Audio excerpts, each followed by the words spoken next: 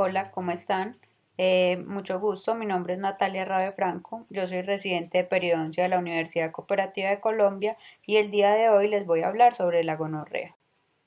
Es una infección de transmisión sexual que va a afectar a los epitelios y suele manifestarse como cervicitis, uretritis, proctitis y conjuntivitis. Sigue siendo un problema de salud pública a pesar de la aparición de nuevos antibióticos y puede desempeñar una función facilitadora de la transmisión del virus de la inmunodeficiencia adquirida. En su etiología es una infección provocada por el Neisseria gonorrheae, un microorganismo gram negativo no móvil, no formador de esporas, que crece aislado o en pares.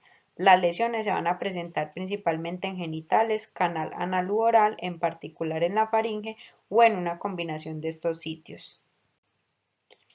En las manifestaciones clínicas, principalmente de las mujeres, se caracteriza por cervicitis mucopurulenta que va a infectar de una manera fundamental el epitelio cilíndrico del orificio cervical. Esta infección primaria sucede en el endocervix y se extiende hacia la uretra, la vagina y puede progresar hasta las trompas uterinas. En los hombres, la uretritis es la manifestación más frecuente, con un periodo de incubación más o menos de 2 a 7 días. Los síntomas principales van a ser secreción uretral, disuria sin polaquiuria o urgencia urinaria. Esta secreción al principio es escasa y mucoide y más tarde se vuelve profusa y purulenta. La manifestación bucal de la gonorrea primaria es variable y va a depender principalmente de la gravedad y de la distribución de esa infección. Dentro de la cavidad oral, la faringe va a ser esa zona que más se va a afectar por la gonorrea y suele presentarse en personas con prácticas sexuales orogenitales como una infección faríngea asintomática. Las principales manifestaciones bucales son ulceración aguda, eritema difuso, necrosis de las papilas interdentales, edema en la lengua, mucosa edematosa que sangra con facilidad. También se pueden observar lesiones vesiculares y pseudomembranosas amarillentas, no adherentes en la encía, en la lengua o en el paladar blando. Los principales síntomas son sensación de ardor y resequedad de las mucosas, cialorrea, mal sabor, halitosis, fiebre y linfadenopatía regional. La artritis gonocócica es una secuela frecuente de la infección urogenital. Usualmente aparece en la primera semana de contacto con esa persona infectada. La articulación temporomandibular se puede ver involucrada, en especial si esa infección primaria se va a encontrar como en la zona de la faringe. Los principales síntomas clínicos pueden incluir fiebre de inicio rápido, inflamación y edema de esa misma articulación, y por último un trismo por espasmo de los músculos maceteros. En su diagnóstico, entonces, este se va a establecer de una forma rápida en los hombres mediante la tinción del exudado uretral para detectar esos diplococos gram negativos intracelulares, mientras que en las mujeres se va a establecer mediante una recolección con unas torundas de dracón o de rayón y hacer un cultivo.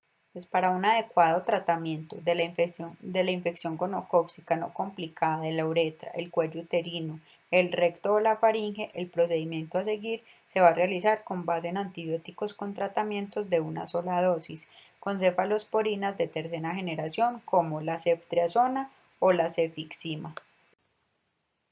Cuando va a ocurrir, pues cuando ya ocurre como una coinfección de clamidia trachomatis, se debe incorporar a ese régimen inicial que les acabé de mencionar acitromicina de 1 gramo vía oral con una dosis única o doxiciclina de 100 miligramos vía oral cada 12 horas durante 7 días.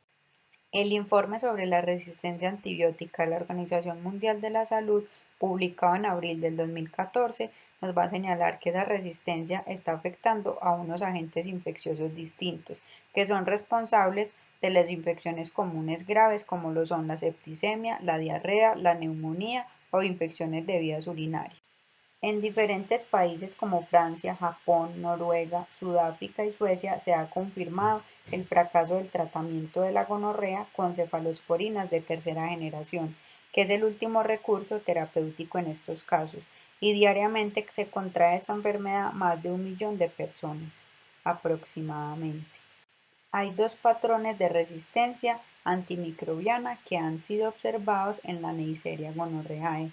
El primero de ellos es esa resistencia que está mediada por el ADN cromosomal, que este tipo se debe como a mutaciones en esos genes cromosómicos que son específicos y es responsable por el aumento de resistencia a la penicilina, la tetraciclina, las cefalosporinas, la espectinomicina y las quinolonas.